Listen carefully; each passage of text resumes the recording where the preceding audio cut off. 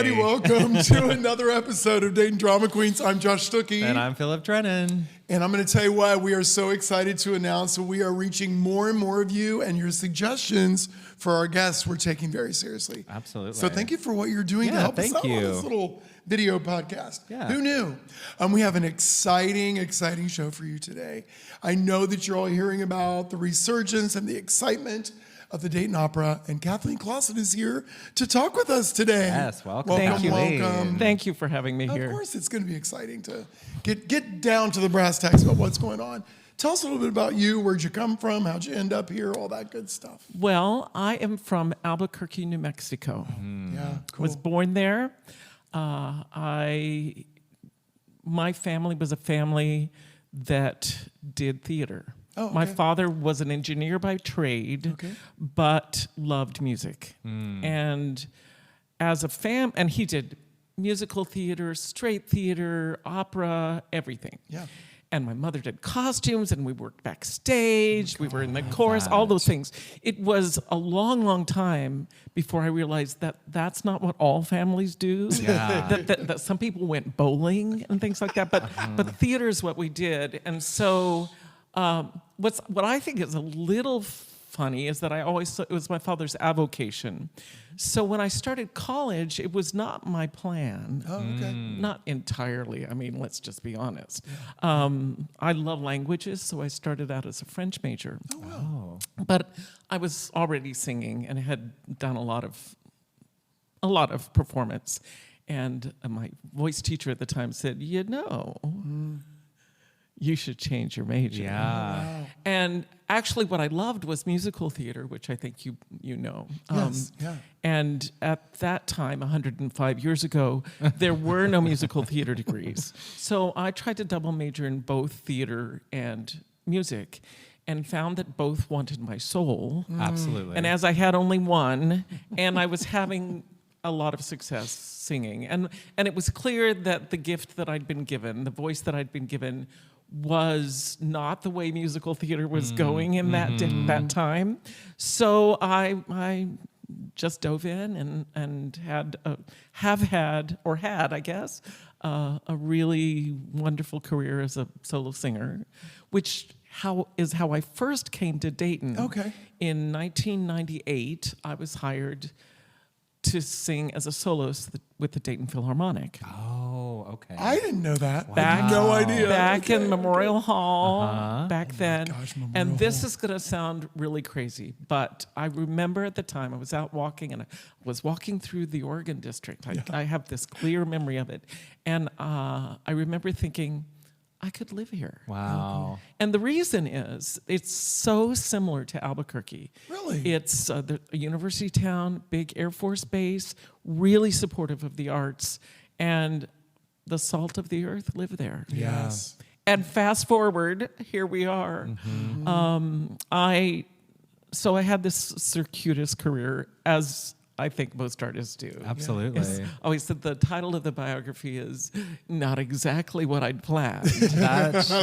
I might it have for to anyone? steal that from you. Right? Absolutely. Exactly. And you just, what I do a lot of mentoring young singers and artists, and I always say, just, if a door is there, just open it. Yeah. You have no idea. Absolutely. I also say it's sort of like you go to the store and you look at a dress and you go, that would look terrible on me. I just say, try it on. You never know. Because you just don't know. It might be the perfect thing. Yeah. So I had this long career singing, and I married very young. Okay. And my husband said, if you're going to be on the road all the time, home needs to be where I want to be. And that's Albuquerque, not New York. So I had a manager in New York. I traveled all over the world, had a manager in Europe for a time, and then but I always came back to Albuquerque. That was my home. And when I turned 40, I said, oh my gosh, I'm forgetting something. What is it? Children. Oh my God. And luckily, I mean, my husband and I had both wanted children, but we never at the same time. Okay. And at Okay. this time, our desires collided, and we had a child, and it's fantastic. It's why I was born. Yeah. And I didn't want to travel as much. Yeah. Okay. Okay. So I was hired by the University of New Mexico. I was asked by the theater department of the University of New Mexico if I would come in and teach singing, because my undergraduate degree is in vocal pedagogy. So I'd always been a voice teacher my whole life, because I realized I could make more money teaching voice than I could selling hamburgers. Yeah. A note to your listeners. And so I'd always taught voice, and they said, would you come in and teach voice for 2 weeks? And I said, well, that's not how that works. You cannot learn to sing in 2 weeks. But I'm here. How about I come in once a week for the semester? Yeah. And I did it. The students loved it. I loved it. It was a great experience. And they then said, there's this class that's been on the books forever. It's called Musical Theater Workshop. And I said, what is that? They said, anything you want it to be. I said, Wow, that's exciting. I am there. Yeah. So I sort of created this class, and the first semester I had 15 students, and the next semester I had 40. Wow. And then they added, Oh my gosh. they added a class and everything. And while I was in the midst of teaching these students, which was so rewarding, I mean, Yeah, there's nothing better. nothing better. No. And I realized if they really were going to grow, they needed to be on stage. Yeah. So I'd never directed before, but I was always a singer with a lot of ideas. Yeah. Speaking Well, You're speaking what my if we language. did this? Yeah.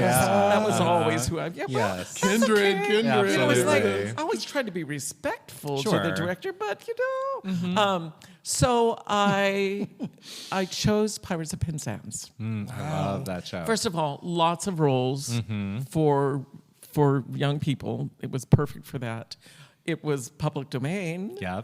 Cheap. And so it was cheap, and we did it in a black box theater, and I had the pirates swinging from the rafters, and I roped in all of my friends from all areas of theater to produce it on $150. Wow. What? That's And I had amazing. more fun than I've ever had doing anything in my whole life. Wow.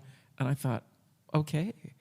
And I'd already sung at the Santa Fe Opera, and I had connections there. And some friends came down to see it, and they said, you know, you're really good at this. Okay. I said, that's fabulous to be good at something that you really love. Yeah. And they then hired me to direct scenes for the Apprentice Singer program. And I've been doing that for 20 years, Wow. over 20 years. Yeah. And because of that connection, people I worked with there in opera companies all over the country started hiring me to come to their company and direct. So I started building this career as a director. And I then came back to Dayton again as a soloist of the symphony. Tom Bankston came and he said, we'd love to have you sing with Dayton Opera. He'd offered me something that years before that I couldn't accept. And at that time I said, you know, Tom, I'm putting aside that part of my career. I'd done what I wanted to do. I realized that I couldn't yell at the chorus and sing the way I wanted to sing. And it just felt like it was time. Yeah. So I said, I'm sort of retiring as a singer, but I'm doing stage direction. Here are people I've worked with that you have worked with. Just let me know. Yeah. And he reviewed things and then hired me for the next season. Wow. And then hired me every season after that. Yeah. Amazing. Fast forward to he was getting ready to retire, and the search committee actually hired me to come in and talk to them about the future of opera and sustainability because of my connections all over the country. And in the midst of that conversation, somebody piped up and said, is this a job you'd be interested in? And it had never occurred to me. And I said, well, we should talk about what that job is. Yeah. And 2 weeks later, they offered me the job. That's incredible. And that was, drum roll, thank you, January 2020. Oh. Right? Okay, right when everything was. Yeah. I mean, what's really funny is there were, I was excited about the possibility, and there were a couple of pieces that I thought, oh, I really love this. I've never seen it. I made plans to go see a couple of pieces. And I even had tickets to see something in Seattle. And that's when everything changed. Oh my God. And I said, oh, how would I go to Seattle right now? And then there was the year where it was all whatever it was. Yes. And that's when I was the artistic director designate. Okay. I'm so proud of our organization and what we did during that time. Yes.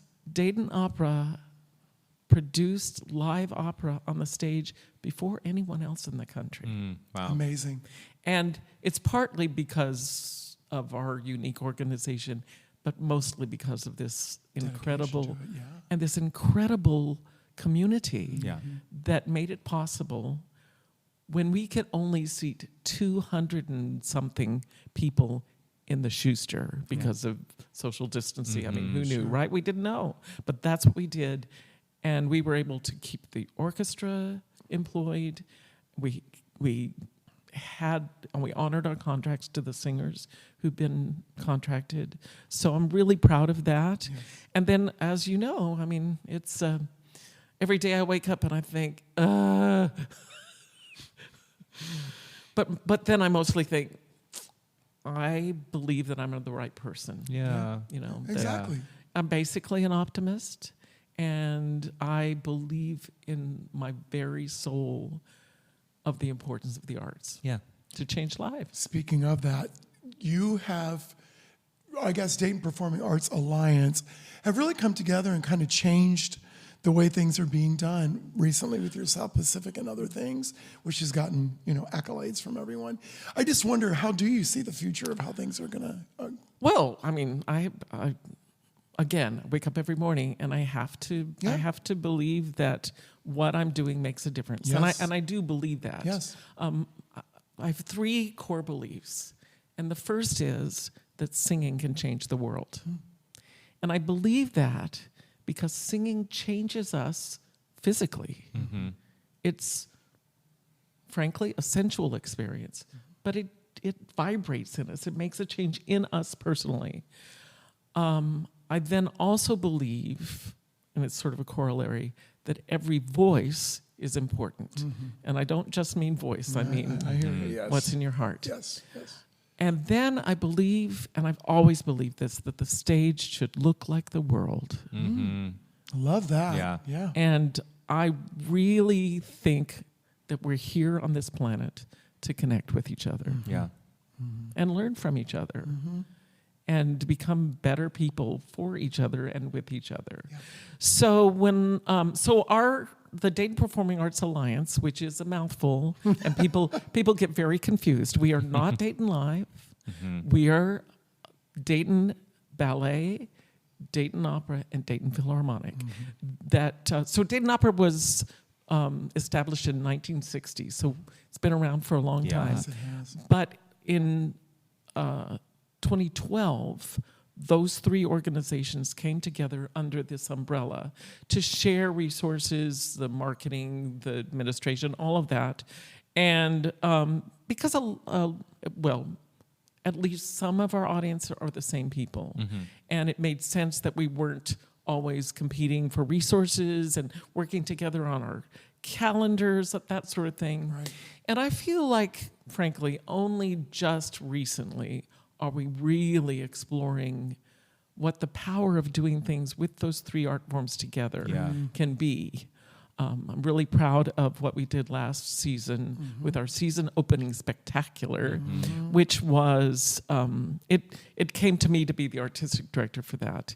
And I said, so it was supposed to be our season opener party, all of that. And I said, what's the greatest party in the opera? Well, some people would say Traviata, and it's a great party, don't get me wrong. Yeah. But the most celebratory one is the second act of Die Fledermaus by Johann Strauss. Okay. And it is a party, and it's also often done by companies adding extra dance, extra music, and special guests. So I said, let's do that. Yeah. And then, it's set at the home of Prince Orlovsky, a Russian prince. And I actually have played the role. It is, and they say, really? In opera, there is a tradition of a woman playing roles that were written for young men, essentially to differentiate between young men and older men, because on stage sometimes it's a little hard to tell, and if a female voice has that more like, just changed quality. Yes. Gotcha. Yeah. So it's traditionally played by a woman. And I thought in 2023 it was, who would be a guest at Orlovsky's party? And you know the answer. So I decided that person would be Monet Exchange, Yes, Incredible. who is a fantastic opera singer. Yes. And I thought, I am never going to get a better opportunity to try to explain to people both my own art form and this other art form. Right, yes. And just say, okay, so Prince Orlovsky is a tradition. It's a woman playing a man. It's a person putting on a costume, playing a character. Yes, right. What? Right. Okay. That's Any perfect. questions? Yeah, Right. It's right. pretty simple. So I know it was maybe a bit of a bold move, and That's a great there were move. questions Yeah. to answer. Yeah. But again, if one of my core beliefs is that every voice is important and we should reflect our community, I Yeah. thought Yeah, it's perfect. we had to. And it was so exciting to see people who'd never been in our theater, who'd never felt welcome there before, feel like there was a place for them in the Dayton Yeah, Performing that's what I Arts was going to Alliance. say. I think that when you think about opera and ballet and classical music, it can be a little intimidating for people that don't know the art form. Right. Especially younger generations, I think, where it's not what they necessarily see in their mediums. I mean, you're not necessarily scrolling through TikTok and seeing a bunch of, well, I do, Well, because that's you're what on my the wrong yeah, TikTok. exactly. But, bringing in, drag race winners and people, do you find that can sort of start to bridge the gap and bring a new audience in? Well, you know what? I'm just throwing stuff against the wall and Absolutely. seeing what Let's do sticks. it. I mean, Have to. really, I do 4 productions a year, Yeah.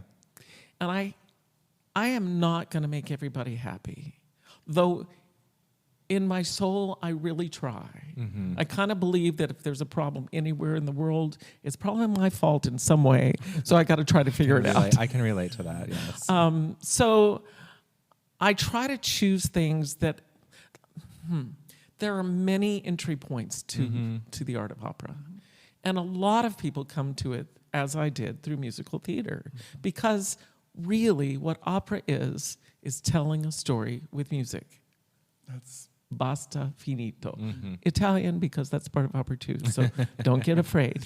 An operatic story is usually really simple because there has to be lots of room for music and lots of room for the emotion of it. So operatic characters sing arias, which that's the Italian word for song. And their songs, just as is the case in musical theater, it's a moment when talking alone won't do it. You've got to sing it, and they're very big emotional moments. And I believe that opera has the power to connect in a way that other art forms can't. Yeah. Plus, there is the spectacle of it that's Of course. kind of fantastic. my favorite part. Absolutely. It's, well, I mean, Yeah. for a lot of people. Yeah. So I've been trying to plan seasons that have as many different entry points as I can. Yeah. Last year we did Sweeney Todd. Yeah. Sweeney Todd. A perfect piece, and very operatic, and Yeah. and hiring opera singers to sing these roles Yeah. because it's different. Yep. It's different, and opera singers, especially nowadays, really can act. Yeah. And it's exciting to hear and see the marriage of really great acting with really great singing. Amazing. And then this season we started with, this was the 75th anniversary of South Pacific. Right. So it seemed like a perfect time to do it. It was written for an opera singer, and we had the students from Wright State involved. We have the connection to the base. It felt like the right thing for our community. Absolutely. Now, some people who just are opera people, they're not thrilled. But you know what? That's all I'm right. just trying to bring people in and you did. You have and get them to. excited about. You can't gatekeep what is art and what is not, and what's considered this and what's Well, I can not. because Well, sure. I mean, we can. no, but I mean, right, exactly. I'm Opening just, that up. just trying to meet For the needs of sure. my And I think for people who community. might find opera a little intimidating, that's a perfect way in to say, well, I'm familiar with this. I know Rogers Hammerstein. I know this story. I'll go see that and then say, oh, well, if this is what Dayton Opera's doing, I want to see the next thing. So Right. why not take that opportunity? Yeah, and so the next thing, I'm always looking for things that, as I said, many entry points, trying to involve children whenever I can. Sure. What do we know? We know that I believe the surest way to fall in love with something is to do it. Experience. If you get on stage and do an opera, you're gonna feel like it's yours. Yep. You're gonna Yeah. know that. So last year we did Tosca, which had children in it. This year we're doing All in the Night Visitors, which is a family opera with a lead role that's a child. I can't tell you about next season yet, That's all right. Can you tell us off but there off the will record, be off children camera? involved. One of the other things is I really believe in new work. Yeah. And again, because it is addressing the every voice is important part of opera. And I'm really excited about a piece that we're going to do next season. We in my first season, full season as artistic director, I did Charlie Parker's Yardbird, which was a new work, and brought in Yellow Springs native Martin Bakari as the lead, and it was challenging music. It's not what people are used to hearing, but it was exciting. And again, brought in people who'd never been to see our shows before. This year, there's no contemporary works, so South Pacific, Amal, and then in February, 2 years ago, we do these concerts called Opera Star Recitals. Dayton Opera's done that for years. And partly it's to bring in an artist sometimes that we frankly just couldn't afford to hire in a role because their fees are too big, but we could have hired them to come in and sing in a recital. The idea of an opera star is not what it used to be. They're not the names that people used to know. They're not on Johnny Carson like they used to Yeah. be. So they're not household names in the way they used to be. So 2 years ago, I said, opera star, who would that be? What's a name everybody knows? Maria Callas. Well, she's no longer with us, so how do I do that? It was the 100th anniversary of her death. And so I planned a concert with Howard Watkins, who's a Dayton native, who's a pianist who works at the Met and all over the world. He brought him back to help me curate a program of the greatest pieces by Maria Callas with 4 young singers. And it was Great idea. it was fantastic. People loved it. And they said, you should do the same thing again, but with men. And I said, okay. So there was the 3 tenors concert. Do you have any memory of that? Maybe I do. too young, maybe. I do, yeah. Okay. So it was a big concert that was in Rome and had a worldwide audience that was huge and was this phenomenon. And it was it was opera songs, and it was songs from Zarzuela and kind of pop songs. It was everything. Sort of that Josh Groban-y. Yeah, exactly. Popra. Yes. But it was great, and they were 3 great singers, and I thought, I'm going to recreate that concert. So we're doing that in February with 3 young tenors, fun. sort of doing that. idea. Yes. That's a good great. one. So, That's yeah, a good I'm one. really excited about it. And then there's this little thing called Aida, Oh my goodness. which is the grandest of all grand operas. Yeah. And when we say grand opera, what that usually means is there's dance. It comes from a French tradition, but that's what it is. And so it's perfect for us. We have the Dayton Ballet. When I'd originally planned this, it was going to be June of last year, and then it got moved to this season for a bunch of different reasons. But I'd been in discussion with DCDC to be a part of that. That's awesome. Perfect. Because it's the story of a war set in ancient Egypt, a war between Egypt and Ethiopia. And an Ethiopian princess is captured and is in service to the princess, Ethiopian princess, in service to the princess of Egypt. And they both fall in love with the same man. Oh, of course. Drama. Right? And so I spoke with DCDC about being the dancers in this. And then when it got moved to this season and put at a time when Dayton Ballet was still on contract, I said, well, we have to have Dayton Ballet. And I spoke with Debbie, DCDC, and I said, here we are. And I said, but I'm going to find a way. So we have a donor who's made it possible. So we're going to have both Dayton Ballet and DCDC. It's going to be huge. We're going to have a big chorus. And also to tell this story, because I've already told you what my core beliefs are. All of the principal artists are Black. Wonderful. And so it's doing a couple things. Wonderful. First, it's just telling the story in a truthful way. Yeah. And also, Black artists in opera have been essentially pigeonholed. Yeah. There are certain roles that have been hired for and not others. And so there are roles that are often cast as Black singers in Aida, as makes sense, but there's sometimes roles that have not been available to Black singers. I'm just said, not doing that. Yeah. It's going to Well, have it sounds everybody here. amazing, and Very we are excited. already at the end of this episode. I know. You killed it. Oh, well, there you go. That's all good. So, real quickly, how do people find out more information about DPAA or Right. the opera So in general? it's a very long website. Oh, it is. DaytonPerformingArts.org. Okay. DaytonPerformingArts.org. Got it. And then on the socials, Yes. it's Dayton Opera. Yes. So you can find us there, or Dayton Ballet, or Dayton Performing Arts. Okay. So Perfect. Super. Yeah. And we can't wrap up though sorry. without just taking a moment for the Tiny Tiara. Oh, the Tiny Tiara. So It made its way here. I feel like it needs a moment. this was a gift Okay. from a friend. Yes. And it is tiny. It is tiny because, it's daytime. Yeah. And I keep it in my purse. I was going to say it has to fit in the purse. I keep so- it in my purse. Yeah. And it's just a remember who you are kind of thing. Yeah. It's like, Yeah.